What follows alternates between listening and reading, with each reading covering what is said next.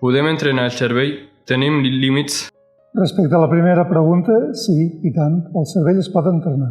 De fet, des de que naixem fins que morim, el cervell contínuament està sotmès a un entrenament. Tot el que aprenem és entrenament, tot el que ens estimula és entrenament.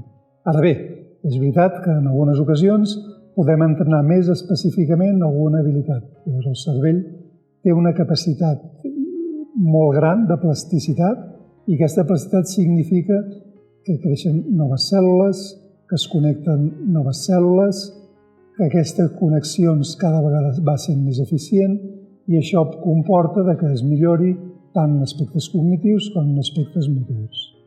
En casos concrets, s'ha de dir que l'entrenament és molt interessant i molt efectiu quan hi ha alguna dificultat. Per exemple, a les dificultats lectores, com la dislèxia, a les dificultats matemàtiques, la discalcúlia, a les dificultats atencionals.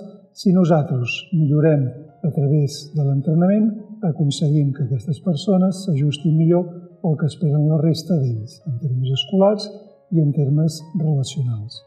Per altra banda, és molt interessant la pregunta, hi ha límits?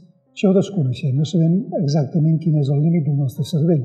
El que sí sabem amb certesa és que el nostre cervell té una capacitat concreta i a partir d'aquesta capacitat intenta gestionar-la a través d'allò que és important. Ho guarda, ho reté, i allò que no és important, ho borra.